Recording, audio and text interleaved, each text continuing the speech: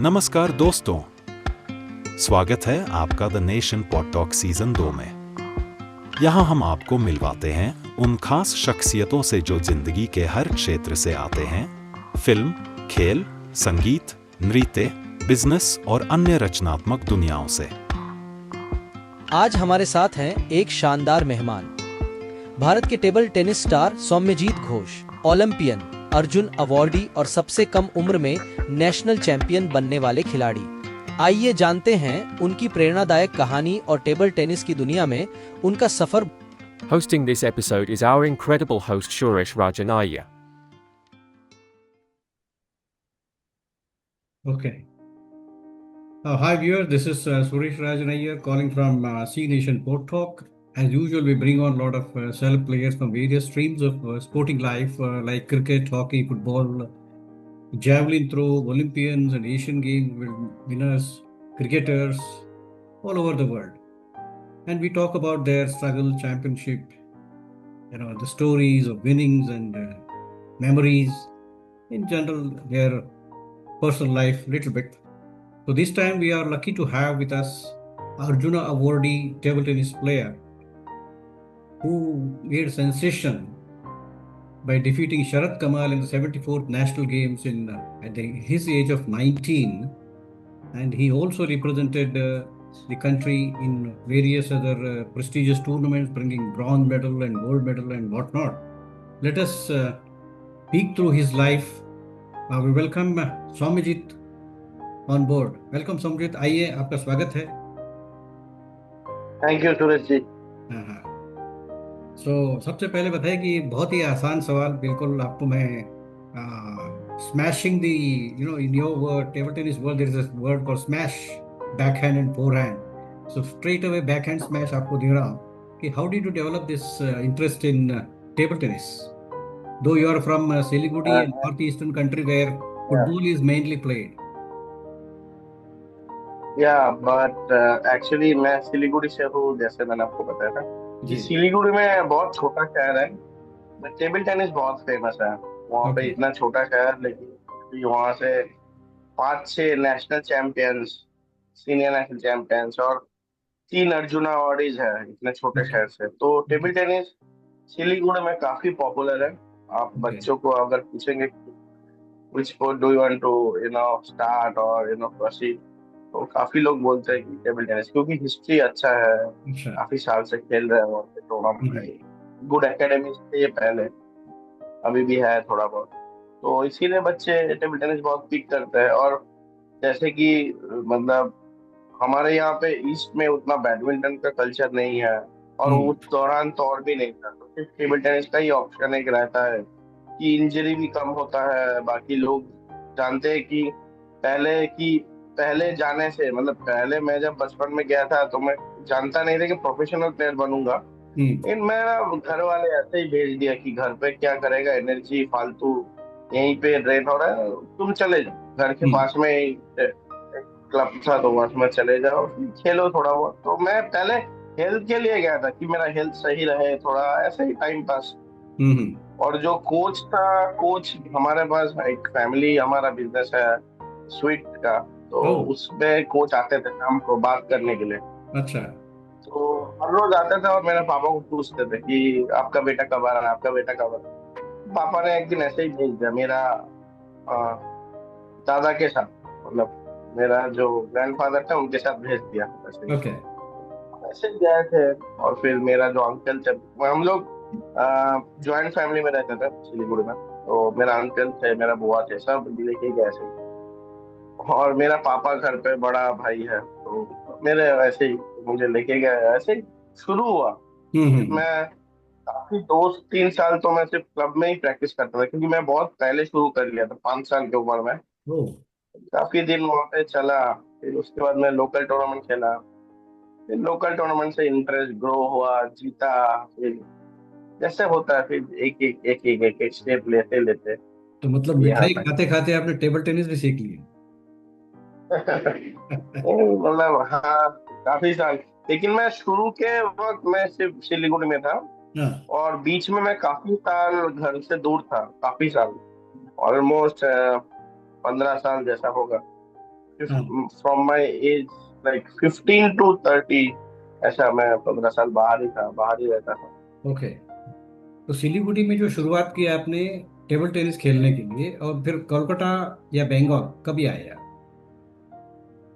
कोलकाता में मैं एक्चुअली, मेरा जब बीबीसीएल में मैं ज्वाइन किया था नौकरी के लिए, और 2011 में किया, ओके। उसके बाद से मैं कोलकाता आने लगा था। और उस टाइम ऑफिस जाना पड़ता था, तो ऐसा वैसा था। तो मैं 2011 से मैं कोलकाता में रहता हूँ।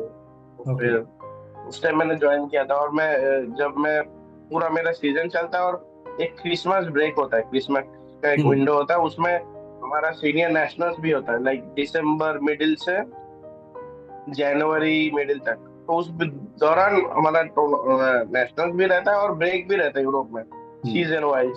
हम्म। तो उस दौरान आके मैं कोलकाता में रहता था, और कोलकाता में प्रैक्टिस करना या इधर उधर काम करना, ऑफिस का जो भी बिल्स वगैरह जो भी जैसा रहता था हम्म। उतना, और मैचेस खेलना। तो इंडिया में उस दौरान मैं रहता था। ओके। तो कोलकाता में 2011 से ही हुई। ओके। तो फिर वो अपने पेरेंट्स को छोड़ के, जो जॉइंट फैमिली थी उसको छोड़ के आप अकेले रहने लगे? हाँ, रहने लगा, लेकिन मेरा मम्मी पापा मेरे साथ ही रहते हैं तब अच्छा। से। ओके। मैं जब कोलकाता आता हूँ क्या रहता हूँ, अभी भी कोलकाता में मेरा मम्मी पापा मेरे साथ ही रहते ओके। ओके। Okay, fantastic. मतलब आपको पेरेंट्स का सपोर्ट भी था कि भाई आप खेलो जाके, और उस पर हैं। हाँ, ध्यान दो, या फोकस वो करो। तो बहुत lucky, I am very very lucky कि पेरेंट्स और फैमिली का बहुत सपोर्ट नो रहा कि आप सपोर्ट। खेलो। बस, और मेरा और कुछ रास्ता भी नहीं था, सच बोलूँ तो। पढ़ाई में मैं बिल्कुल इंटरेस्टेड भी नहीं था, और मैं अच्छा भी नहीं था, ओके।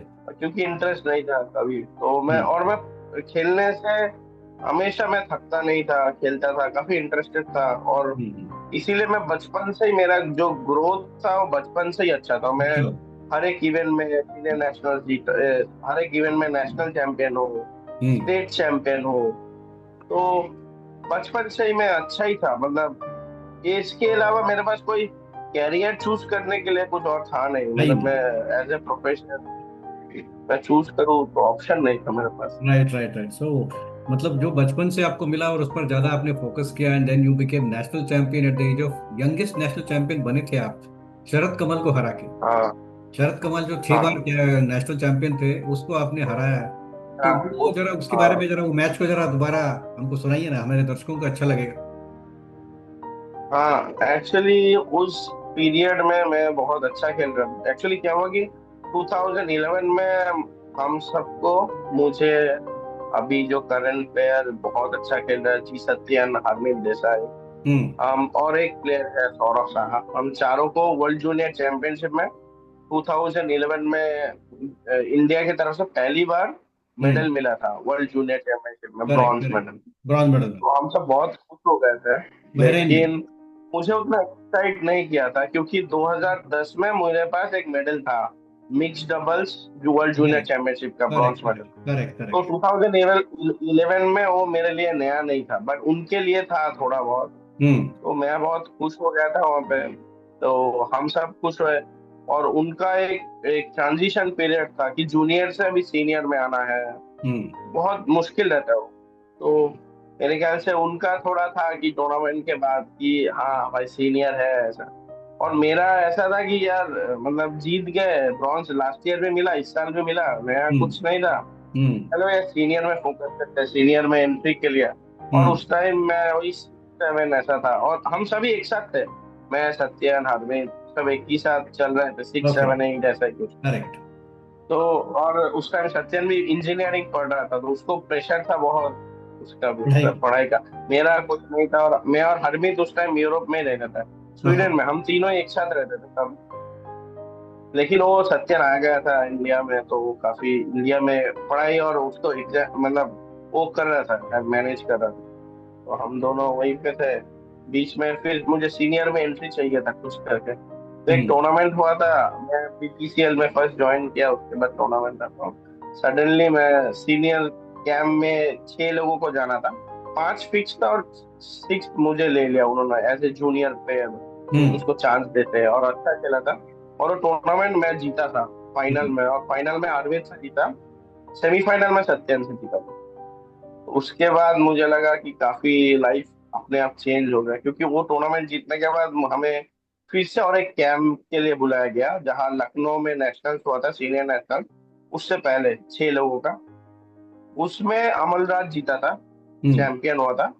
और मैं सेमीफाइनल में हार गया था शरद भैया ओके। से। ओके।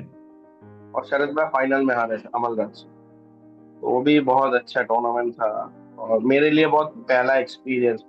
उससे पहले 1 साल पहले मैं सीनियर नेशनल सेमीफाइनल खेल चुका था। तो जी। मेरा सेकेंड सेमीफाइनल था शरद भैया से, जो मैं हारा था हम्म। 2011 में। और उसके बाद फिर से मुझे कैंप में ले लिया गया कि 3 टूर्नामेंट था एक साथ, हम्म। एशियन चैंपियनशिप और वर्ल्ड चैंपियनशिप के लिए। और उसके बाद ओलंपिक क्वालिफिकेशन है, और फिर ओलंपिक के लिए जैसे प्रोसेस होता है। करेक्ट। 4 टूर्नामेंट है बेसिकली समर में।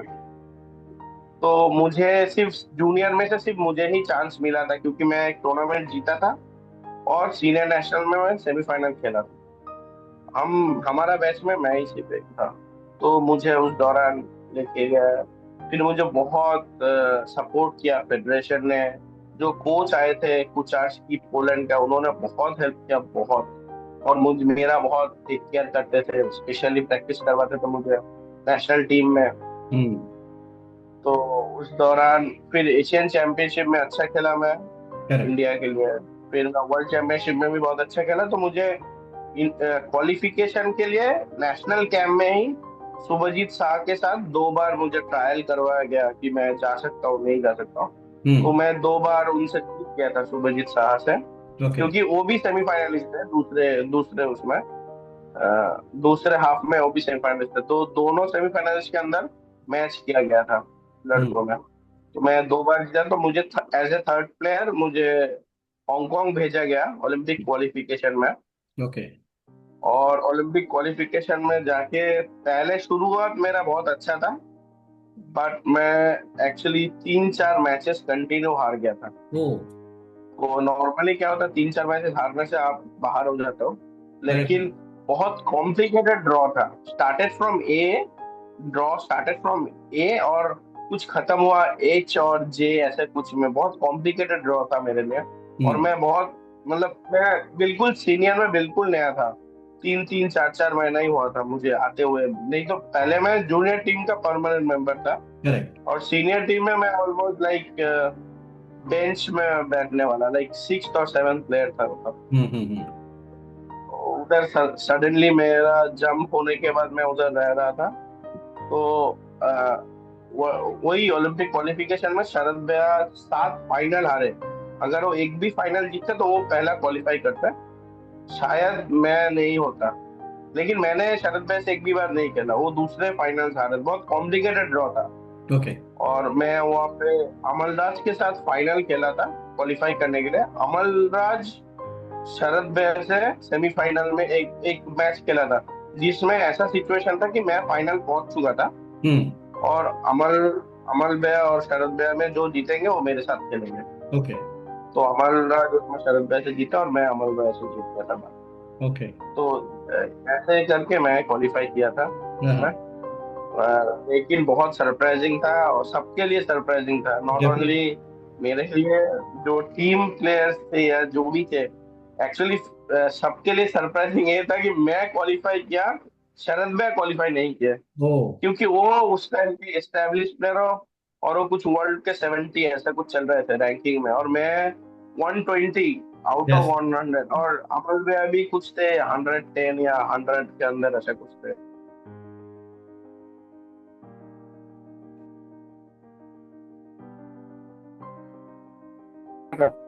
जैसे ही हम क्वालिफाई करके आए, कि फेडरेशन ने मना कर दिया कि प्रेस कॉन्फ्रेंस अभी नहीं कर सकते हम, अरे वाह। या नहीं करेंगे, क्योंकि हमारा जो परफॉर्मेंस है वो थोड़ा सरप्राइज हुआ है। ओके। लेकिन एक्चुअली इंडिया का वही था कि एक एक क्वालिफाई करेंगे इंडिया का। एक अच्छा। वो लेकिन सरप्राइजिंग, हाँ, इंडिया का एक एक क्वालिफाई करेंगे, लेकिन कौन करेगा वो पता नहीं था। तो मैं कर लिया था उसमें। ओके। और तो काफी ऐसा हुआ कि फेडरेशन ने मना कर दिया कि अभी प्रेस कॉन्फ्रेंस बाद में करते, बताएंगे बाद में उनको। भी पहले करते थे कुछ, देखते कैसे क्या हुआ है। अच्छा। तो उसके बाद लाइफ बहुत बदल गया मेरा ओलंपिक क्वालिफाई होने के बाद, क्योंकि हाँ, उस दौरान मुझे काफी सपोर्ट मिला गवर्नमेंट से, मेरा कंपनी से, फेडरेशन से, कि जो कुछ भी मैं चाह रहा था, मांग रहा था, मुझे मिल रहा था सपोर्ट। जो कोच था उन्होंने बहुत मेहनत करवाया। एक्चुअली उस पीरियड में मेरे पास 3-4 महीने का पीरियड था जहाँ पे मुझे चाइना भेजा गया ट्रेनिंग के लिए। 1 महीना हम 4 लोग गए थे, तो उसमें काफी मेहनत किया। फिर बाकी और बहुत सारा ट्रिप भी मिला था हमें। करेक्ट। तो उस दौरान काफी मेरा बेस बहुत स्ट्रांग हो चुका था। हम्म। और इस दौरान मुझे स्वीडन से, मैं जहाँ प्रैक्टिस कर रहा था उससे भी मुझे आ गया था ऑफर कि तुम हमारे यहाँ खेल सकते हो, आके तुम्हारा इम्प्रूवमेंट है, तुम आ जाओ सितंबर से। तो उसके बाद मैं सितंबर में स्वीडन में भी चला गया था। जैसे ही मेरा इंडियन टीम का जो भी टूर्नामेंट था हो गया था, उसके बाद मैं उधर जाके ट्रेनिंग करने लगा था स्वीडन हम्म। में। मेरा जो कोच था पीटर कार्लसन के अंडर, हम्म। तो काफी फायदा हुआ। और वो जो इनिशियल जो किक आया था उससे मुझे लगा कि मेरा कैरियर काफी अच्छा था। और उस पीरियड में मैंने फिर बहुत अच्छा सीजन खेला पूरा। फ्रॉम दैट वही वही फरवरी से मेरा बहुत अच्छा सीजन चल रहा था। इंडिया में मैं एक भी मैच नहीं हारा था। पहले एक बार नेशनल से पहले मैं एक बार शरद भाई से और एक बार खेल चुका था अगस्त में। हम्म। मैं स्वीडन सितंबर में जा रहा था, तो उससे पहले मैं अगस्त में एक बार शरद भाई से खेल चुका था और वहां पे मैं भी मैच जीता था। जी। और उसके बाद मैं स्वीडन चला गया था। फिर इंडिया में और एक बार आके मैं जीता 2 टूर्नामेंट। और फिर नेशनल हुआ था जनवरी में रायपुर में, हम्म। और वहां पे भी मैं शरद भाई से जीता था। तो फैंटास्टिक। वो मेरा इनिशियल पिक था। फैंटास्टिक जर्नी आपका रहा, मतलब टॉप से टर्बी जिसको बोलते हैं ना, तो बॉल कभी इस साइड में नेट के उस तरफ या नेट के इस तरफ स्मैशिंग होता रहा, and then you could succeed. हाँ, लेकिन ये चीज है कि आपको ये भी एक अपॉर्चुनिटी मिला कि दो दो ओलंपिक्स आपने पार्टिसिपेट किया है, 2012 एंड हाँ, 2016। तो what was the 16। Memories of 2012 and 16 के ओलंपिक्स, रियो एंड है ना? लंदन एंड रियो। या London and Rio, London 2012 I think. हाँ, हाँ। एक्चुअली लंदन में मैं एकदम न्यू कमर था ओके। एकदम, और मैं फर्स्ट गेम, उससे पहले मैं सीनियर में कुछ भी नहीं खेला। Like no national game, no commonwealth game, no Asian games, nothing. कोई बिग इवेंट्स नहीं खेला था, डायरेक्ट हम्म। Olympic games. हम्म।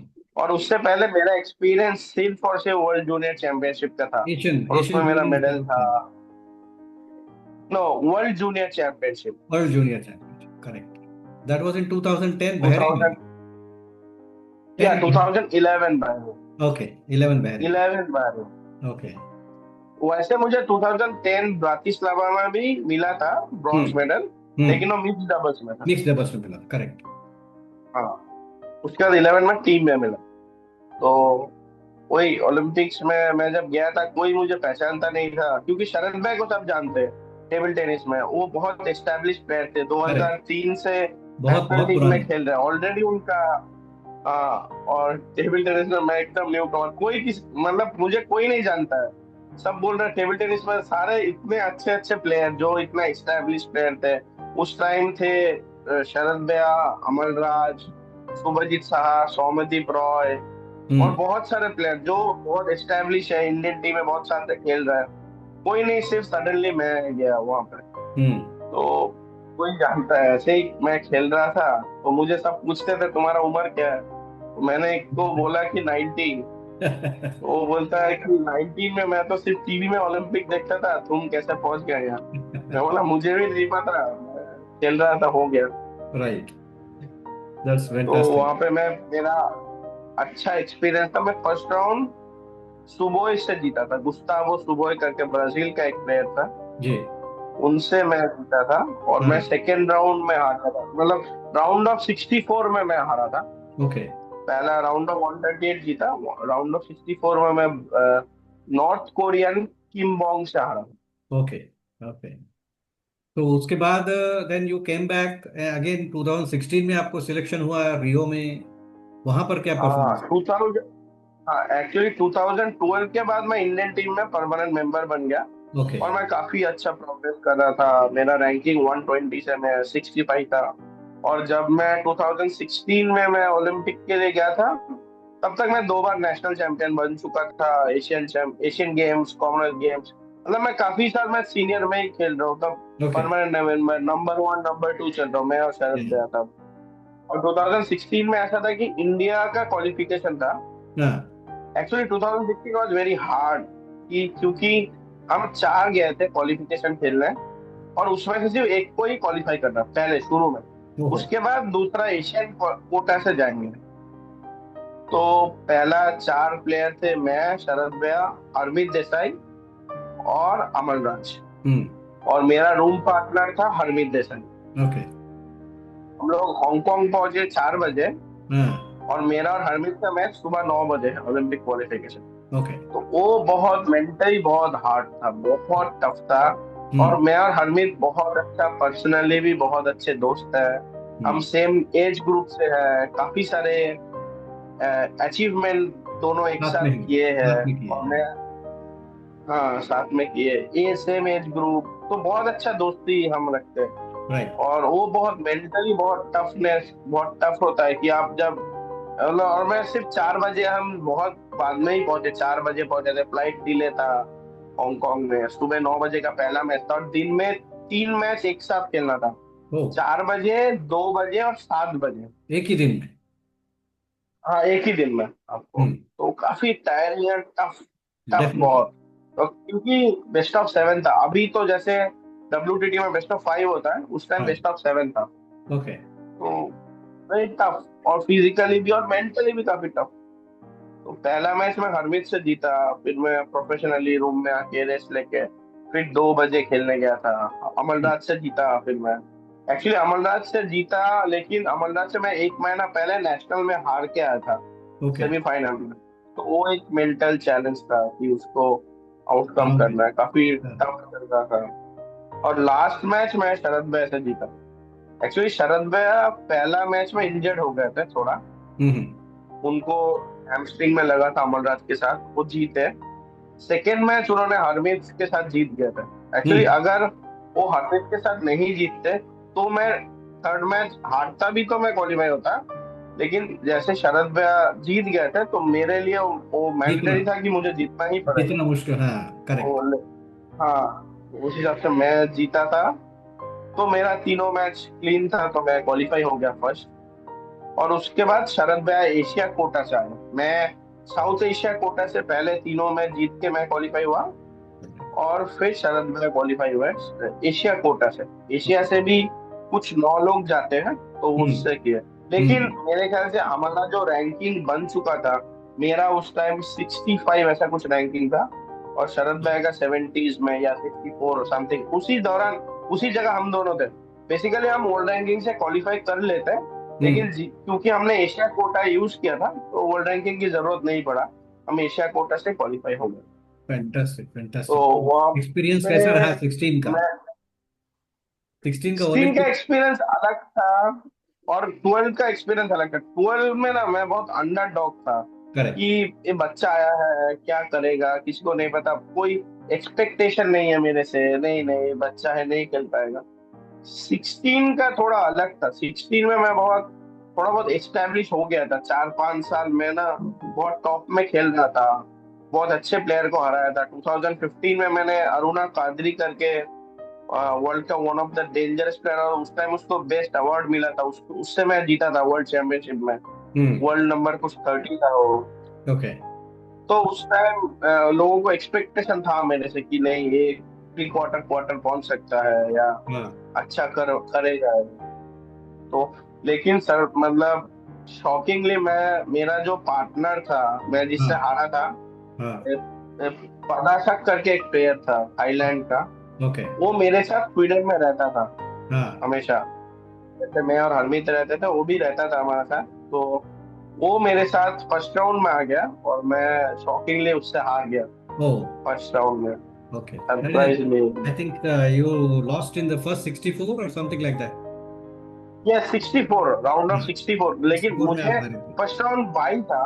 हाँ। हाँ, मुझे राइट। फर्स्ट राउंड वो 22 था, क्योंकि मेरा सीडिंग अच्छा था, वर्ल्ड रैंकिंग अच्छा था। हाँ। जैसे 2012 में मेरा वर्ल्ड रैंकिंग कुछ ज्यादा अच्छा नहीं था, हाँ। हाँ। इसीलिए वो मुझे 128 खेलना पड़ा था। लेकिन रियो में मुझे 128 नहीं खेलना पड़ा, मुझे 64 से चांसेस था, ओके लेकिन मैं शॉकिंगली हार गया था 15 सेकंड। ओके। थाईलैंड के प्लेयर है वो। तो दोनों ओलंपिक्स आपने रिप्रेजेंट किया, एक में आप एकदम नोवाइस और newcomer and then you are establish player in 2016।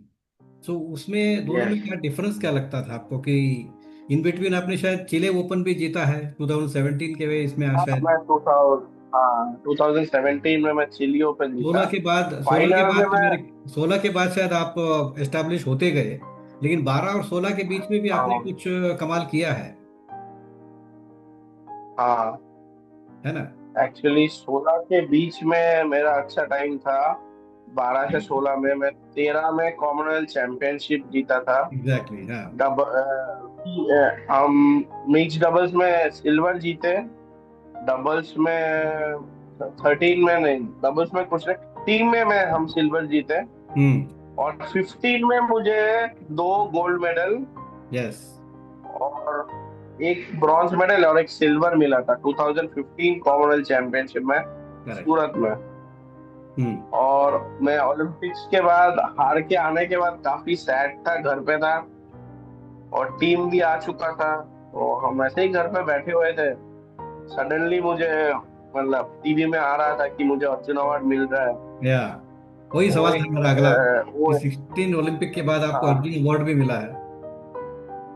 हाँ, एक्चुअली उस वजह से मैं थोड़ा थोड़ा टाइम के लिए खुश हुआ था, क्योंकि मेरा बहुत अच्छा टाइम चल रहा था 2016 वो दौरान। हम्म लेकिन 16 में मैं ओलंपिक से हार के बहुत दुख हो गया था मुझे, हम्म बहुत खराब लगा, ये नहीं कर, हारना नहीं चाहिए था। एक्चुअली कोई और होता तो शायद बेटर होता, क्योंकि वो मेरे साथ खेलता था हमेशा प्रैक्टिस में, तो हम्म। वो बहुत जानता था मेरा गेम कैसे खेलना है, क्या ओके करना है। ओके ऐसा मैं भी जानता था, लेकिन he played very good that day, वो हाई ओके गाय, ओके। थाईलैंड का बच्चा। तो हाँ फिर और मैं हार के घर पे था, तो अचानक से टीवी में आ रहा था कि हाँ। मुझे अर्जुन अवार्ड मिल रहा है, तो मैं काफी खुश हो गया था उस टाइम। हम्म। ये 2016 में मुझे मिला। यस। और फिर 2017 में मैं चिली ओपन जीता, अमलराज से फाइनल जीता। अच्छा। फैंटास्टिक फैंटास्टिक जर्नी है आपका टेबल टेनिस ना।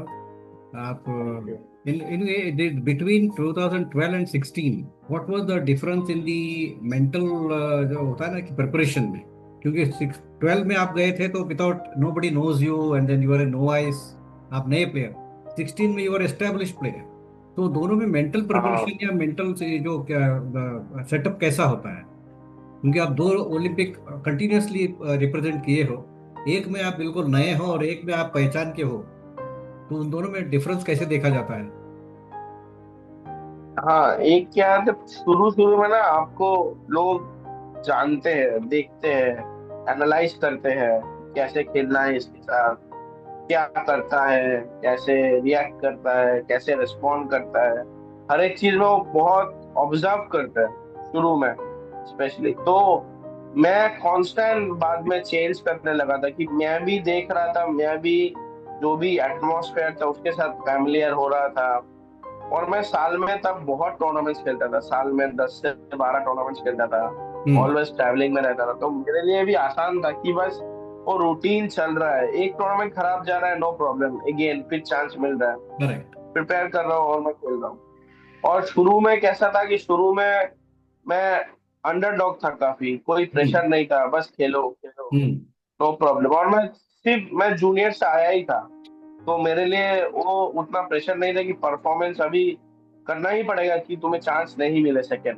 करेक्ट। लेकिन उसके बाद 15-16 के बाद मेरे पास वैसा था, you have to perform, you yes. Have to perform, नहीं तो तुम्हें चांस नहीं मिलेगा। और उस टाइम बहुत ऐसा था, 15 के बाद स्पेशली, 14 के बाद आई वाज लाइक, मैं लीड कर रहा था इंडियन साइड को काफी, हम्म मेरा रैंकिंग के हिसाब से, मेरा परफॉर्मेंस के हिसाब से मैं लीड कर रहा था। बाकी मेरा रैंकिंग तब नंबर 1 चल रहा था, मतलब हम्म वर्ल्ड रैंकिंग के बेसिस में अगर इंडियन कोई देखे तो। हम्म। और ऐसे काफी अच्छा चल रहा था उस टाइम। तो उस टाइम अलग प्रेशर रहता है, मेंटल स्टेटस अलग रहता है, कि करेक्ट तुम्हें करेक्ट। बहुत ज्यादा फोकस करना है हर एक चीज को, हर एक चीज को प्रोफेशनली देखना है। और शुरू में मैं जब 2012 में जब आया था, उसमें बहुत अंडरडॉग, बिंदास, you just play, just hit the ball, just go with the flow, ऐसा। लेकिन बाद में जैसे आप मैच्योर्ड होते हो, हम्म। उस time you have to take the responsibility. Hmm. आपको टीम को लीड करना है, टीम को बोलना है, या जो भी टूर्नामेंट, जैसे 2015 में मुझे याद है जब कॉमनवेल्थ चैंपियनशिप हो रहा था हम्म। कि सूरत है, और सडनली हमें पता चला कि सिंगापुर फाइनल में नहीं आ रहा है, फाइनल में इंग्लैंड आ गया। तो उस टीम में तब मैं कैप्टन जैसा था, क्योंकि शरद भैया थे नहीं उस टूर्नामेंट में। तो हमारा कोच ने मुझे सडनली कॉल किया कि मैं प्रिपेयर कर रहा था, उन्होंने सडनली कॉल किया कि हमारा सिंगापुर के साथ नहीं, इंग्लैंड के साथ है, बी प्रिपेयर लाइक दैट। तो मैं थर्ड मैच मैंने बदल दिया था उस टाइम, क्योंकि थर्ड मैच हमने फोन करके पूछा, फिर अमलराज खेलने वाला था, हमने चेंज करके फिर मैंने सचिन को बोला कि चलो, सचिन को पूछा, उसने बोला हाँ मैं खेलूंगा। हम्म। तो वो चेंज, थोड़ा स्ट्रेटेजी बदल दिया था। और उस टाइम क्या मुझे करना पड़ रहा था, क्योंकि मैं क्या बोलूं, रैंकिंग में ऊपर था और मैं थोड़ा सीनियर था, क्यों मैं 3-4 साल खेल रहा था टीम में, टॉप में। तो हम्म। हरमीत तब 2 साल, 1 साल मेरे से छोटा है, मतलब सीनियरिटी में, मतलब मैं 2012 में आया था टीम में, और 13 में आया था। ओके। सत्यन बाद में आया था, वो पढ़ाई में था, वो पढ़ाई कर रहा था तब, वो बाद में आया था। 2015 में शायद आया वो इंडियन टीम में, 14-15 में सीनियर टीम में। हम्म। तो उस दौरान ऐसा ही चल रहा था कि मैंने फिर बात किया। तो आप मतलब आप जब एक्स्टैब्लिश हो जाते हो, आपके ऊपर बहुत प्रेशर प्रेशर। रहता है, करेक्ट। लोग बहुत, हाँ, बहुत स्पॉटलाइट रहता है कि आप क्या कर रहे हो, हम्म। हम्म। कैसे खेल रहे हो, क्या देख रहे हो, लोग बहुत ऑब्जर्व करते हैं तुम्हें। और शुरू शुरू में तो लोग ऐसे ही, मतलब 2012 में मैं जब आया था, शुरू में लोग बस देख रहे थे, हाँ वो डेंजरस है, बट हाँ उससे खेल सकते हैं, उतना प्रेशर ठीक है। Correct, correct. तो ये जो आपने दो कोचेस के साथ में ट्रेनिंग की है, एक तो इंडिया में थे भवानी, और बाहर हाँ वो आपके नेशनल स्वीडन, टीम के कोच थे। नेशनल टीम के कोच थे, और स्वीडन में आपके कार्लसन, पीटर कार्लसन। हाँ तो पीटर दोनों कार्लसन। में कोचिंग में कोई डिफरेंसेस है, मेजर डिफरेंसेस, या दोनों ऑलमोस्ट सेम है? नहीं, एक्चुअली क्या था कि पीटर कार्लसन जो मेरा कोच थे, वो मेरा बेस कोच थे। बेस मतलब मैं जहाँ पे रहता था, जहाँ पे मेरा मेन जो ग्रोथ था और जो इम्प्रूवमेंट हो रहा था, वो पीटर के साथ ही ज्यादातर होता था। ओके। और भवानी मुखर्जी क्योंकि इंडिया टीम के कोच थे, हम्म। तो वो हमें स्ट्रेटेजी बताते थे कि टोना, मतलब मैच के बीच में जो एडवाइस देना है, हम्म। वो बताते थे ऐसा। लेकिन जो बेस कोच जो बनाते, मतलब जो मेरा गेम को डेवलपमेंट के लिए, पीटर कार्लसन काफी पीटर हेल्प कार्ल किया। पीटर कार्लसन थे। दैट मीन्स, अच्छा, दूसरा जो आपके जो एनआईएस पटियाला में जो आपकी ट्रेनिंग होती थी, तो उसका दिन कैसा होता था? कि हाँ, फिजिकल होता है, या मेंटली, या टेक्निकली, या फिर स्पिरिचुअली भी कुछ होता है क्या? आपको, हाँ नहीं, स्पिरिचुअली तो उतना नहीं था, लेकिन 2014 से पहले काफी कैंप किया हमने पटियाला में। हम्म। और कोई भी बड़ा इवेंट से पहले होता था कैंप, 2 वीक्स 3 वीक्स का कैंप होता था। फिर जब होता था नेशनल भी कैंप होता था। लेकिन मेन चीज इंडिया में बहुत बहुत बार होता था कि इम्पोर्टेंट टूर्नामेंट से पहले हमेशा, तो उसमें पटियाला में होता था हमारा वेन्यू तब। Correct, correct. और पटियाला में हमारा अ, जो भी ट्रेनिंग का शेड्यूल था, हार्ड था। Okay. Yeah you are telling about the coaching differences ना, कि कार्लसन और इनका, जो भवानी जी का, कि भवानी जी was a national coach, and हाँ Carlson was your coach in Sweden and all, who prepared your game in a हाँ better way. And then we are conditioning हाँ to that point of जी, किस तरह की जो आपकी एनआईएस पटियाला में आप गए थे, तो वहां पर क्या आपकी हाँ हाँ के बारे में बात कर रहे थे? हाँ हाँ। एक्चुअली पटियाला में मल्टी स्पोर्ट फैसिलिटीज है, बहुत अच्छा। मिल्खा सिंह एक हॉस्टल है, और हम्म। हमारा जो हॉल है काफी अच्छा है, प्रोफेशनल एसी हॉल। क्योंकि पटियाला में ठंड में बहुत एक्सट्रीम वेदर रहता है, बहुत ठंड, गर्मी में बहुत एक्सट्रीम रहता है, बहुत गर्मी। तो वहाँ पे आपको एसी चाहिए, बहुत जरूरत है। और पटियाला बहुत अच्छा है, बहुत अच्छा फैसिलिटीज है। इंडिया देश के लिए इंडियन एथलीट जो भी रहते हैं, बहुत सारा गेम का नेशनल सेंटर पटियाला ही है। नाइस। और बहुत अच्छा सेंटर है, बहुत अच्छा है सब कुछ वहाँ पे पटियाला में। बहुत अच्छा खाना मिलता है, स्पेशली आपको बहुत सारा कॉम्बिनेशन है, बहुत सारा चीज है। तो पटियाला इज वेरी गुड। और हम सबका बहुत यादें हैं पटियाला में, ओके। क्योंकि हम घर तो जा नहीं सकते थे, टूर्नामेंट खेलते थे पटियाला, या जो भी बहुत ट्रैवलिंग करते थे पटियाला। तो मैं मेरा शुरू में घर जा नहीं सकता था, टाइम नहीं मिलता था। तो हम सब बच्चे वहाँ पे, मतलब हम बच्चे, मतलब उस टाइम हम जूनियर थे, तो हमको गाड़ियाँ चलाना नहीं आता था। तो हम सब गाड़ी भी उधर ही सीखते थे, ड्राइविंग स्कूल में पटियाला में जाके ड्राइविंग ओके। स्कूल में सीखते थे सब गाड़ी। तो पटियाला बहुत अच्छा मेमोरीज रखते हैं हमारे कोई दिमाग ऐसे में। यादगार मेमोरी शेयर और करना चाहेंगे? नहीं, कि वही गाड़ी चलाने गए थे पहला दिन, तो हाँ। उनको पता नहीं था कि हम लोग कौन है, कहाँ से आए, क्या करते हैं। वो सरदार थे, सरदार ने सरदार जी ने हमें बोला है कि आप उन्होंने पूछा नहीं कहाँ से आए हो क्या। हाँ ठीक है, एनरोल कर लो, 7 दिन आ जाओ ट्रेनिंग में। और हमारा क्या है कि सुबह ट्रेनिंग रहता था, तो हम क्या एकदम अर्ली मॉर्निंग चले जाते ड्राइविंग के लिए, 6 बजे उठ के। ओके। बाकी सब सो रहे थे, और साथ में ज्यादा मैं, हरमीत और सौरभ शाह करके एक प्लेयर है, जो हमारे साथ वर्ल्ड जूनियर चैंपियनशिप में मेडल जीते। हम तीनों एक साथ जाते थे कि गाड़ी सीखना है, गाड़ी सीखना है करके। तो हम सुबह 6 बजे जाते थे, और सरदार जी हमारे ऊपर गुस्सा हो जाते थे, तुम्हें तो ये भी नहीं आता, ये भी नहीं आता। तो हम लोग ने फिर उनको लास्ट में बोला था, नहीं हम नेशनल सेंटर में आते हैं, खेलते हैं, इंडियन टीम के लिए खेलते हैं। अच्छा। फिर उन्होंने बहुत बोला, अरे सॉरी मैंने कुछ गलत बोल दिया है, तो हाँ। आप लोग हमारे देश के शान हो, देश के लिए इतना करते हो, गलती कर। फिर उन्होंने हमें घर पे लेके गए, फिर खाना खिलाया। ओके। स्पेशलिस्ट वहाँ वहाँ का जो पंजाब का जो लस्सी है घर का लस्सी, बना हुआ, बहुत हाँ। अच्छा। फिर सरसों का साग खिलाया उन्होंने। मकई की और रोटी। फिर मक्की, हाँ हाँ। मक्की की रोटी होती बराबर। है।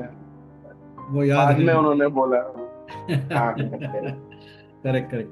नहीं, अभी आपने जो है ना, सिंगल्स भी खेलते हो, डबल्स भी खेलते हो, मिक्स डबल्स भी खेलते हो, तो इसमें कोई डिफरेंस होता हाँ है क्या अप्रोच में? नहीं, अप्रोच में बेसिकली आप जब सिंगल्स खेलते हो तो है कि आपके ऊपर ही बहुत ज्यादा डिपेंड करता है बहुत कुछ। और आप जब डबल्स खेलते हो, इसलिए कि आप एक पार्टनरिंग कर रहे हो किसी के साथ। हम्म। आपको हमेशा ऐसा सोचना है कि मुझे बेटर बॉल देना है मेरा पार्टनर को। अगर मैं कमजोर बॉल देता हूँ तो मेरा पार्टनर को हार्ड बॉल मिलेगा। अगर मैं अच्छा क्वालिटी खेलता हूँ तो मेरा पार्टनर को इजी बॉल मिलेगा। तो हम जब डबल्स खेलते हैं, इसी कॉम्बिनेशन से, इसी थॉट प्रोसेस से खेलते हैं कि हम्म। मेरा पार्टनर को बेटर बॉल मिले, इजी बॉल मिले, कि वो बेटर खेले, और फिर अपने पास, मेरे पास भी घूम के फिर बेटर बॉल आए। हम्म। तो वो एक अपॉर्चुनिटी है। जैसे लाइक मैं और हरमीत काफी साल पार्टनर थे, सीनियर सीनियर में हम जी। लोग ने काफी कुछ जीता भी है डबल में। और जैसे मेरा गेम काफी प्लेसमेंट का था, और हरमीत का गेम थोड़ा थोड़ा रिस्की टफ गेम था, मतलब हार्ड हिटिंग वाला। और हम्म। मेरा प्लेसमेंट टच। तो मैं बॉल बनाता था, मेरा काम था कि बॉल को बनाना, अच्छे से प्लेस करना कि उसको इजी मिला और वो उसको खत्म करे हार्ड हिटिंग के बाद। तो हम्म। ऐसा हम काफी ऐसे कॉम्बिनेशन बनते हैं। और जैसे एक बार मैं सचिन के साथ भी खेला हूँ मैं। हम दोनों एक बार, मैं और सत्यन बेलारूस में फाइनल खेले। अच्छा। एक जापानीज से आ रहे डबल्स में। तो हम दोनों भी अच्छा कॉम्बिनेशन से खेलते थे। तो उसमें सत्यन दूसरा कैरेक्टर प्ले करता था कि वो सॉफ्ट खेलता था और वो बॉल बॉल बनाता था, मैं हार्ड हिटिंग करता था, मैं मारता था। तो ऐसे कॉम्बिनेशन हम बनाना मैच पड़ता के है। हिसाब से करते हैं, मतलब हाँ एक पेयर दूसरे के को हिसाब से। साइकोलॉजिकली साइकोलॉजिकली एक दूसरे को समझना पड़ता है कि भाई उसका गेम कैसा है, उसके अकॉर्डिंग मैच करो। Exactly exactly. आपको डबल, और टीटी में जैसे है कि आपने एक बॉल खेला तो नेक्स्ट बॉल आपको पार्टनर को ही खेलना है। जैसे बैडमिंटन करेक्ट, में ऐसा नहीं है मेरे ख्याल करेक्ट, से, बैट नहीं या है। टेनिस में भी नहीं है। हाँ, तो टीटी में ऐसा है कंपलसरी कि आपके बाद आपका पार्टनर को खेलना है। तो अल्टरनेट। कंटिन्यू मूविंग भी एक बहुत जरूरी है, कि ओके। आपका फीट चलना चाहिए, कंटिन्यू आप मूव कर रहे हैं। एंड फिर वो मिक्स डबल्स में? मिक्स डबल्स में भी ऐसा है। एक्चुअली मिक्स डबल्स में क्या है कि लड़कियों का रोल बहुत इम्पोर्टेंट है। जैसे कि अगर कोई लड़की, जैसे हमारे यहाँ पे क्या होता है, काफी बार देखते हैं कि लड़कियां थोड़ा बहुत डर जाते हैं कि हम्म, ओपन करने में या शुरुआत में। तो हमें वो समझाना है, नहीं आप मत डरो, आप खेलो, आप मारो आराम से, कुछ नहीं। तो वो ऐसा एक थोड़ा समझाना, बताना। फिर वो भी कभी कभी हमारे साथ भी ऐसा होता है कि हम लोग हार्ड हिटिंग के चक्कर में हम लोग भी बहुत मिस करते हैं, तो हम्म, लड़की भी हमें समझाते हैं, नहीं नहीं आप रखो कि हम भी रखेंगे ऐसे करके। तो काफी रिस्क का वो रहता है कि नॉर्मली जब एक लड़का और लड़की खेलता है, लड़का ज्यादा रिस्क टेकर होता है, ज्यादा रिस्क लेता है। और लड़कियों का रोल क्या होता है कि बॉल सेफली उसको अच्छा प्लेसमेंट करे, बॉल को बनाए, और वो हम्म, लड़का उसको हार्ड हिट करे, ओके। बॉल खत्म करे, पॉइंट लेके आए। तो what type of game you prefer, forehand, backhand, smashing या spinning?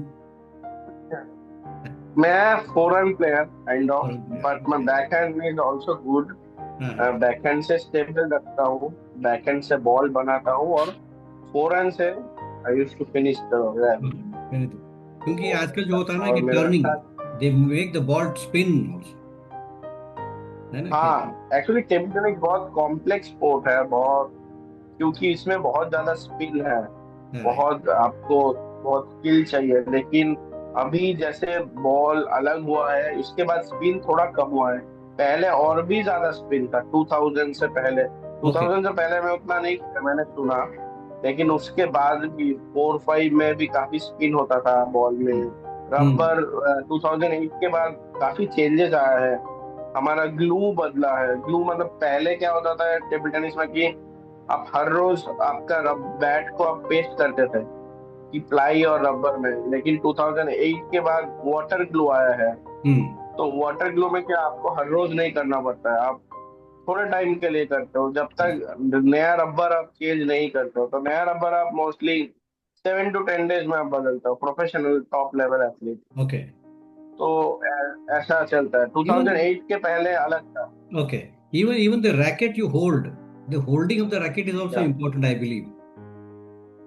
Yes yes, actually two type का होता है रैकेट होल्ड करना। एक है shake hand, one is shake hand and one is pen hold.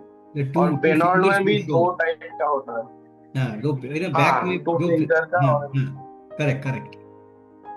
हाँ, एक्चुअली शेक हैंड क्या है कि बहुत ज्यादा लोग, मैक्सिमम लोग शेक हैंड से खेलते हैं, क्योंकि उसमें उसका नॉलेज अवेलेबल है लोगों के पास, और वो पता है लोगों को कैसे करना है, क्या नहीं करना है। करेक्ट। और पेनॉल का नॉलेज बहुत कम लोगों के पास है, और बहुत मुश्किल है उसमें। और उसमें क्या दर्द भी बहुत होता है आपका फिंगर में ना। हम्म। आप ऐसे पेन हमेशा बेंड करके रखते करेक्ट हुए करेक्ट फिंगर को। तो करेक्ट। उसमें नॉलेज भी कम है लोगों के पास। और उसमें ओके। एक्चुअली पेनॉल में भी दो ग्रिप है। हाँ, एक है चाइनीज ग्रिप लोग बोलते हैं, और एक है Japanese grip. Okay. Like Chinese grip में आप दोनों साइड से आप खेलते हो, जैसे फोर हैंड और backhand. Backhand, Japanese correct grip पेनॉल में आप सिर्फ एक ही साइड से खेलते हो। करेक्ट। जो दूसरा साइड है वो बस ऐसे ही ब्लैंक के लिए है। तो हाँ, उसमें बहुत आपको पैर बहुत अच्छा चाहिए। आप जो भी पेनॉल्टर जो खेलते हैं जापानीज ग्रिप में, उसके लिए आपको पैर चाहिए, क्योंकि आपको पूरा टेबल जो है वो फोर हैंड ही फोर खेलना है। हैंड में खेलना उस पे राइट। बैक हैंड उतना नहीं होता है। तो हम्म। उसमें बहुत सारा चीज। तो इसमें इंडियन टेबल टेनिस जो फिलॉसफी है और एशियन टेबल टेनिस, उसमें डिफरेंसेस देखा है, या उसके अंदर आपके पास क्या भाव करने के लिए, कहने के लिए क्या है कि एशियन टेबल टेनिस अपने से थोड़ा बेटर है, ऐसा समझ में आ रहा है? नहीं, एशिया में क्या है कि चाइना बहुत बड़ा है, टेबल टेनिस में बहुत ज्यादा बड़ा है। हम्म। चाइना को compete करना बहुत मुश्किल है। और चाइना के पार्ट ये है, सिंगापुर, हांगकांग, ये सब चाइना के पार्ट है। जो चाइनीज टीम में नहीं आ पाते हैं, अच्छा। वही सिंगापुर और हांगकांग टीम में है ओके बेसिकली। ओके। और जो चाइना का कोच है लिu गुलियांग, अभी कोच नहीं, अभी शायद वो डायरेक्टर है। उनका ही भाई जो है वो हांगकांग का कोच है। ओके तो चाइना ऑलमोस्ट तीन है एक्चुअली। ओके। चाइना सिंगापुर भी ऑलमोस्ट वही है। गाओनिंग जो है उसके लिए वो चाइनीज है, लेकिन वो सिंगापुर से खेलते हैं, पहले वो चाइना के लिए खेलते थे। तो हम्म। चाइना के पास ही तीन है। और उसके ऊपर जापान है, जापान के पास बहुत अच्छा नॉलेज है। फिर उनके पास हिस्ट्री भी काफी है, जापान अच्छा है। और south Korea is very strong, उनके पास बहुत हिस्ट्री है, नॉलेज है, गेम को समझते हैं और बहुत हार्ड वर्किंग लोग हैं। और जो ताइपे है, चाइनीज ताइपे, उनके पास बेसिकली सिस्टम उतना स्ट्रांग नहीं लगता है मुझे, लेकिन उनके पास काफी फंड है मुझे लगता है, तो इसलिए काफी इंडिविजुअल लेवल में वो काफी अच्छे प्लेयर बनते हैं। ओके। तो बहुत सारा कंट्री हो जाता है एशिया में कि बहुत स्ट्रांग है एशियंस। और मुझे ऐसा लगता है कि चाइना जेहेतु चाइना जैसे अच्छा है, इसीलिए बहुत लोग चाइना जाके भी ट्रेन करते हैं या उनके साथ टाई अप में भी कुछ कर लेते हैं। मुझे हाँ। एक्चुअली चाइना में टेबल टेनिस बहुत एक्सपेंसिव है, उनका इकोनॉमी के हिसाब से अगर देखें तो दूसरा चीज में चाइना जैसे सस्ता है, चाइना में टेबल टेनिस सस्ता नहीं है, बहुत एक्सपेंसिव है, क्योंकि ओके। वो बहुत मास्टर है। अच्छा। तो चाइना में बहुत अलग थॉट प्रोसेस है, उनके पास इतने सारे फैसिलिटीज है टेबल टेनिस का, वो हम सोच नहीं सकते हो ना। हम लोग एक बार 2017 में एशियन चैंपियनशिप खेलने गए चाइना में, तो एक रैंडम कोई यूनिवर्सिटी में गए, उसमें जाके हम लोग हैरान हो गए कि एक तो 3 माले का बिल्डिंग था, 3 या 4 माले का बिल्डिंग था, जी। और हर एक फ्लोर में 25 टेबल्स था। Oh my dear, 25 tables in one मतलब floor? उस हाँ, तो ऑलमोस्ट एक बिल्डिंग में 100 टेबल था। तो अरे हम लोग ऐसे ही बात कर रहे हैं एकदम मजाक में, अरे इंडिया में इतना प्लेयर नहीं, इनके पास इतना टेबल है। बाप। तो चाइना में नेक्स्ट लेवल, चाइना में कोई भी कभी भी खेल सकता है टेबल टेनिस। आप ओके। जैसे लोकल अंकल को भी पूछो तो उनको भी नॉलेज है, वो बताएंगे सब कुछ। ओके। तो चाइना नेक्स्ट लेवल है। और उनका जो, ऐसे ही बोलते हैं, उनका जो रजिस्टर्ड प्लेयर हो 300 मिलियन है, 300 registered player, 300 million million player. million, my dear. हाँ, बाप रे बाप। 30 करोड़ लोग खेलते हैं चाइना में टेबल करोड़ टेनिस। लोग। तो अपना क्या होगा कैलकुलेशन में, अपना इंडियन में? मेरे ख्याल से बहुत बहुत कम। अच्छा नंबर देखे, 5 lakhs। 5 lakhs, oh my, where we are standing nowhere. And what about the western countries का जो गेम होता है वो कैसा है? वेस्टर्न कंट्रीज में गेम जो है उसमें भी मेजर कंट्रीज है, जैसे बड़ा कंट्री जर्मनी, जर्मनी में बहुत पॉपुलर है टेबल टेनिस। ओके। और जर्मन जो नेशनल सेंटर है वो डुसेलडॉर्फ में है। हाँ। बहुत अच्छा फैसिलिटीज है, बहुत अच्छा सिस्टम है उनके पास। Germany I think one of the best Europe में, इतने साल रहे हैं। फ्रांस है बहुत स्ट्रॉन्ग, इनसेप है उनका नेशनल सेंटर पेरिस में है। Okay. France is very strong also, अभी बहुत अच्छे कर रहे हैं, 2 बच्चे जो आए हैं, एलेक्सिस लेब्रोन और फेलिक्स लेब्रोन, वो बहुत ओके। स्ट्रॉन्ग है, बहुत अच्छे हैं। ये व्हाट अबाउट योर कोच और कंट्री, कार्लसन के स्वीडन? हाँ, स्वीडन अभी फिर से बहुत अच्छा कर रहा है। ओके। मैं जब स्वीडन में था, लेकिन स्वीडन तब टॉप में नहीं था, बट वो हमेशा अच्छे ही रहे हैं। उनका अच्छा। एक ट्रेडिशन है, उनका एक बहुत अच्छा हिस्ट्री है, नॉलेज है, हम्म। वो बहुत इंपॉर्टेंट मुझे ऐसा लगता है कि। और ऐसा मुझे लगा कि स्वीडन में भी ऐसे ही है चाइना जैसा, क्योंकि बहुत साल स्वीडन ने भी ना बहुत रूल किया है टेबल टेनिस में। जैसे इंडिया में टेबल को हम पहले बोर्ड बोलते हैं, बोर्ड काफी, बोर्ड, अच्छा। और हाँ बोर्ड बोलते हैं, लेकिन ये जो बोर्ड वर्ड आया है ये स्वीडन से आया है, ओ, क्योंकि स्वीडन में टेबल टेनिस को बोर्ड टेनिस कहते हैं। Board tennis, okay. हाँ, बोर्ड टेनिस स्वीडन में टेबल टेनिस को। ओके। जैसे जर्मनी में टेबल टेनिस को टीस टेनिस कहते हैं, टीस, अच्छा, टीस टेनिस, ओके।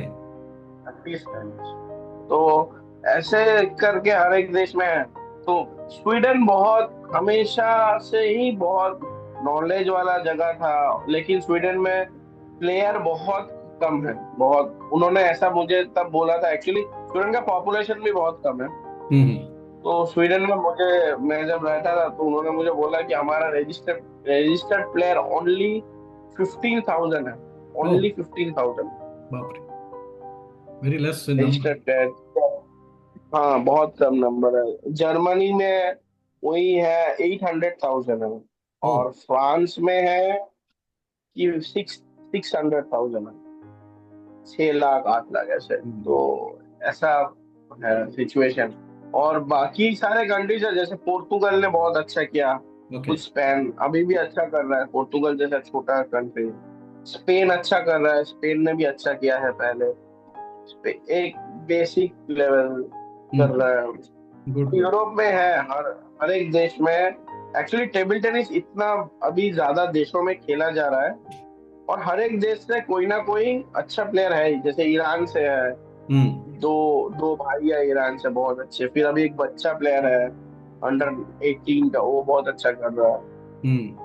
तो ऐसा है बहुत क्या बोलूं, नाइजीरिया से प्लेयर है अरुणा कादरी, बहुत अच्छा वाह। इनाउन प्लेयर है वर्ल्ड में। हाँ हाँ। इजिप्ट से प्लेयर है Umara sir, very good player, बहुत साल से है वेरी सर्किट में। नाइस।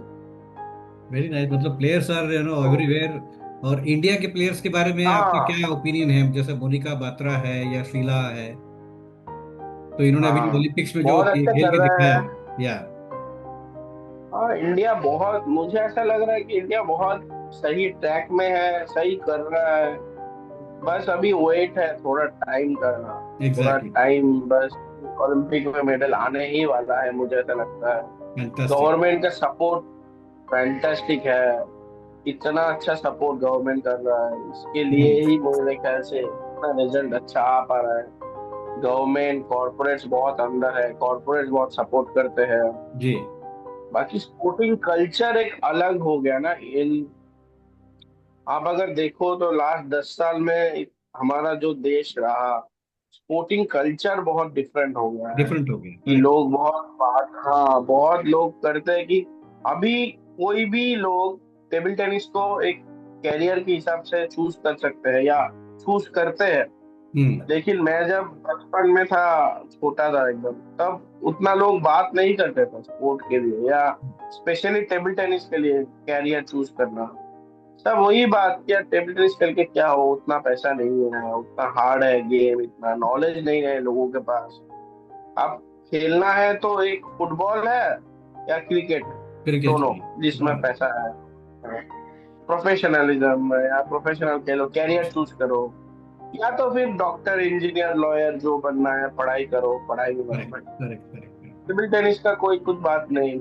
और उस टाइम बैडमिंटन में भी उतना पैसा नहीं था, या जो भी, करेक्ट बहुत मुश्किल था बेंगलोर। करेक्ट। तो अभी लेकिन सिचुएशन बहुत अलग हो चुका है, लोग इम्प्रूवमेंट हो अभी रहा है सोचते मेरे हैं। ख्याल से। अपना जो कंट्री है अभी वो हाँ स्पोर्ट्स नो लविंग कंट्री से ज्यादा अभी स्पोर्ट्स प्लेइंग कंट्री हो गया। हाँ, कि सब जगह पे नहीं इम्प्रूवमेंट बिल्कुल। हो रहा है ना?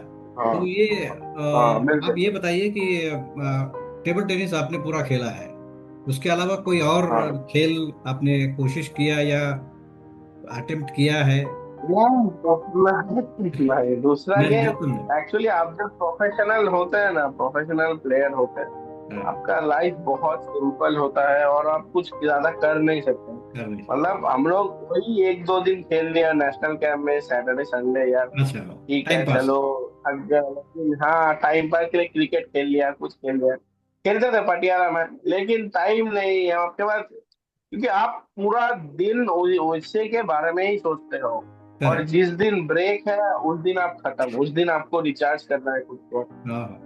फिर एक वीक चलाने के लिए। राइट। तो वो बहुत टफ टाइम। और जो भी प्रोफेशनल प्लेयर है, टेबल टेनिस हो या मुझे लगता है वो भी दूसरा गेम है, उनका लाइफ बहुत क्या बोलूं, बहुत बोरिंग और सिंपल रहता है। हम्म। कम डिस्ट्रैक्शन, कुछ ज्यादा कर नहीं सकते, सिर्फ हम्म। खेलना खेलना, या सोच रहा है या प्लानिंग कर रहा है या तो ट्रैवल कर रहा है। तीन ही चीज है उनका लाइफ में, ट्रैवलिंग, प्रैक्टिस या प्लानिंग। कुछ ना कुछ चल रहा है उसी बस, गेम के। और कुछ मतलब राइट राइट राइट। इस टीम के साथ ही जूझ रहा है प्लेयर्स। करेक्ट। एक दो अलग अलग सवाल है। एक सवाल है कि आपने ये टेबल टेनिस को चुना और मतलब आपको तो भेजा गया, एंड देन यू हैड हाँ एनी आइडियल प्लेयर्स, भाई इसको देख के मैं खेलूं, ऐसा कभी लगा कि या ये कोई मेरे लिए रोल मॉडल है, या अभी है ऐसा? हाँ हाँ, मेरा शुरू में जैसे मेरा क्लब में शुभजीत शाह खेलते थे यस। बचपन में, वो आते थे कभी कभी, तो मेरा रोल मॉडल हमेशा वही रहे हैं बचपन से, कि शुभजीत शाह को देखूं, सीखूं उनसे। हम्म। और वो सीनियर में इतना साल खेले, इतना अचीव किए, अर्जुन अवार्ड मिले उनको। कॉमनवेल्थ गोल्ड मेडलिस्ट है, सीनियर नेशनल चैंपियन है। हम्म। तो बचपन से उनको देख देख के सीखा। और वो नॉर्मली सिलीगुड़ी से है, मैं भी सिलीगुड़ी से हूँ, सेम हाँ। शहर से। तो काफी उनसे सीखा, बाद में उनसे बात हुआ, बात किया काफी बार। फिर उन्होंने भी बहुत हेल्प किया, बहुत समझा मुझे। बाद में कभी भी कुछ जरूरत पड़ा, फिर मैं जब वर्ल्ड लेवल में गया तब मुझे वर्ल्डनर से बहुत सीखने को मिला। वर्ल्डनर से मैं खेला, अच्छा। बात किया, क्योंकि स्वीडन में रहता था वो। हाँ। तो उनसे भी काफी बात हुआ, उन्होंने सिखाया, समझा। तो मुझे दो प्लेयर थे इंडिया में, मैं सुभजीत शाह को काफी फॉलो किया, या उनसे बहुत इंस्पिरेशन लेता रहा। फिर वर्ल्ड लेवल में वर्ल्डनर से काफी वर्ल्ड। सीखा, देखा। Correct, correct. तो टेबल टेनिस के अलावा कोई ऐसा प्लेयर है जिसको आप मिले हो, या क्रिकेट में, फुटबॉल में, हॉकी में, चेस में?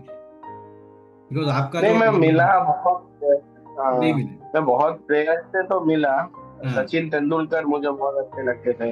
अच्छा। एक्चुअली 2016 में मैं मिला था उनसे एक ही बार। 2000 वो ब्रांड एम्बेसडर थे correct. Olympic.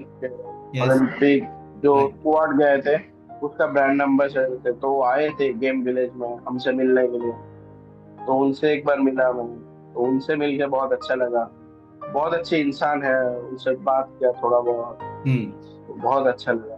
Right, right, right. मतलब सभी खिलाड़ियों से मतलब जानते तो हैं, मिले भी होंगे कुछ लोगों को, ऐसा आपने महसूस किया है? हाँ, एंड ऑल ऑफ अ हाँ। Sudden there was a very bad patch in your life.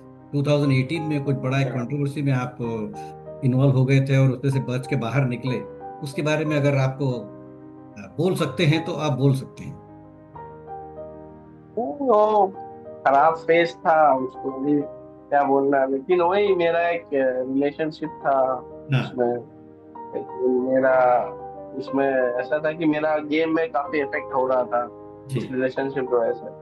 तो मैं रिलेशनशिप को बस क्विट करना चाहता था। हम्म। लेकिन उसमें ऐसा था कि वो जो फैमिलीज थे, उनको ऐसा लगा कि नहीं, उन्होंने काफी मेरे ऊपर झूठा केस किया। तो और फिर उन्होंने बहुत कुछ किया, रॉन्ग केसेस था वो सब। फिर हमारा वही, फिर कुछ था नहीं, फिर शादी के लिए भी हुआ था। हम्म। लेकिन बाद में वही हो गया था मेरा। अच्छा। 2021 में डिवोर्स हो गया था। ओके। तो दैट मीन्स यू तो केम आउट ऑफ ऐसा दैट। था। तो अच्छे अच्छे स्पोर्ट्समैन यही होता है कि खराब फेस को भी जरा शांति से निकाल लेते हैं, एंड देन ये उभर के ऊपर आ जाते हैं।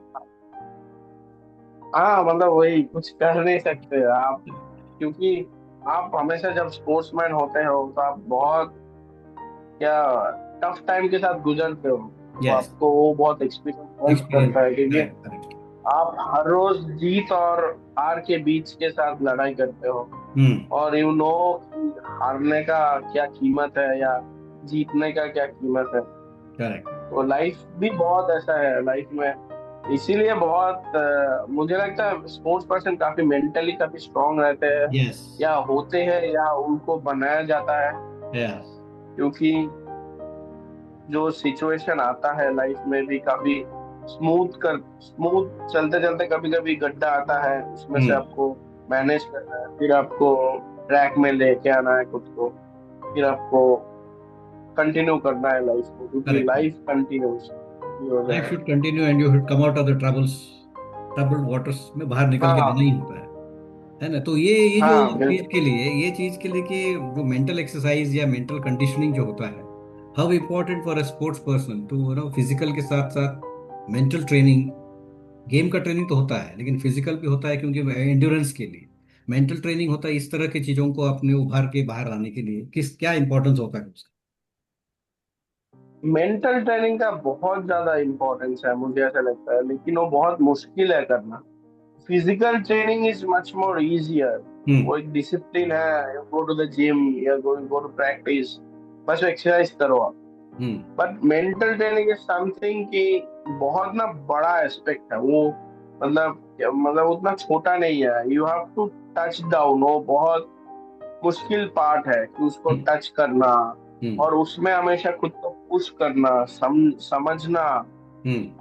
कि मुझे क्या रिक्वायरमेंट है, उस हिसाब से बिहेव करना। हम्म। मैंने बहुत सारे प्लेयर्स देखे, फिजिकली डेवलपमेंट बहुत इजी है करना, हम्म। लेकिन मेंटल डेवलपमेंट करना बहुत मुश्किल है। स्पेशली मैंने यंग काफी चाइनीज देखे या यंग एशियन प्लेयर देखे कि उतना 10 साल से इतना हार्डवर्क करते हैं कि उनका गेम बहुत अच्छा हो जाता है। इनिशियली उनका मसल भी बहुत अच्छा हो जाता है, but mentally they are not matured. Hmm. तो इसीलिए काफी बार उनको ऐसा ऐसा होता है कि वो काबिल है, लेकिन फिर भी उनको उतना जल्दी नहीं पहुंचाते हैं। उनको टाइम देते हैं, एक्सपीरियंस गैदर करने का टाइम देते हैं, फिर उनको रिस्पॉन्सिबिलिटीज देते हैं। हम्म। जैसे हम्म। मुझे याद है हम्म। 2016 में हम्म। फैंजॉन डोंग करके प्लेयर है, वो ओलंपिक चैंपियन, वर्ल्ड चैंपियन है। जी। उस टाइम वो वर्ल्ड नंबर वन था। हम्म। 2016 में वर्ल्ड नंबर वन था, लेकिन वो खेला नहीं था, हम्म। ओलंपिक गेम्स नहीं खेला। वर्ल्ड अच्छा। Number one. ओके। काफी सरप्राइजिंग था हम सबके लिए कि चाइना है, यही पॉसिबल है, इंडिया में नहीं हो सकता। इंडिया में ऐसा हो सकता है, मुझे नहीं लगता कि world number one Olympic participate नहीं कर रहा। करेक्ट। तो चाइना है, इसीलिए पॉसिबल है कि करवाया उसको। और वो जो बेट लिया था सही भी लिया, उसके जगह जैंग जिके को खिलाया और वो फाइनल भी पहुंचा था। ओके। तो वो सब रहता है कि मेंटल स्ट्रेंथनिंग बहुत जरूरी है। मेंटल एक्सरसाइजेस करना, मेंटली आपको क्या बोलूं, मेंटली आपको स्ट्रांग होना, जो भी चीज जा रहा है उसको हैंडल करना। हम्म। मेंटल प्रेशर मुझे लगता है बहुत इंपॉर्टेंट है। और आप हर एक फील्ड में देखेंगे कि इनिशियल सक्सेस मिलना या इनिशियली आपको पहुंचना पहुंचना ठीक है, लेकिन बार बार उस जगह में रहने के लिए आपको हाँ। मेंटली आपको करेक्ट। सपोर्ट की बहुत जरूरत है। मेंटली आपको स्ट्रांग होना बहुत जरूरी है। बहुत जरूरी है। Correct, correct. Now you being India से एक टॉप प्लेयर थे, national champion, Olympian, Arjun awardee. अभी आप गेम की तरफ कैसे आप अपने आप को दे रहे हैं टाइम, या फिर कोचिंग, या फिर समथिंग, और you want to play now also and then, या आगे चल के हम कहाँ देखना चाहेंगे या सॉन्ग? अभी, हाँ नहीं, अभी मैं कंटिन्यू करता हूँ। जैसे मेरा बीपीसीएल में है, अभी बीपीसीएल के लिए खेलता हूँ या ओके। प्रैक्टिस करता हूँ। तो कंटिन्यू चल रहा है, प्रैक्टिस कर रहा हूँ। कभी कभी किसी को कोई एडवाइस चाहिए, बीइंग सीनियर इतना साल हूँ फील्ड में, तो कभी कभी एडवाइस भी करता हूँ कि आप ऐसा करो वैसा करो। ओके। अभी मतलब आप तो कोशिश बीपीसीएल करता हूँ। में कोचिंग करने का सोचा है कभी आगे चल के, कि सौम्यजीत को हम कहाँ देखना चाहेंगे 5 साल के बाद या 10 साल के बाद, या फिर नहीं, एकेडमी खुद अभी का? तक वैसा सोचा, हाँ लेकिन अभी तक वैसा नहीं सोचा है कुछ भी। लेकिन ठीक है, देखते हैं आगे। कुछ ज्यादा मुझे नहीं लगता है कि मैं कुछ ज्यादा सोचता हूँ उतना। मुझे हाँ। ऐसा लगता है लाइफ में जो फ्लो आ रहा है या जो भी चल रहा है, go with the flow is better. कि गो आप विद द ज्यादा फ्लो। स्ट्रेस नहीं लो। चलो बस देखो रास्ते में जो भी आ रहा है। Fantastic, fantastic, fantastic. Uh, very nicely said actually, है ना? तो अभी टेबल टेनिस को मतलब अभी फिलहाल तो आपके हाथ में ऐसा कुछ कोचिंग या ऐसा कुछ मेंटरिंग या कुछ, लेकिन कोई मिल जाता है तो आप उससे बात कर लेते हैं, because you are working I think now with BPCL.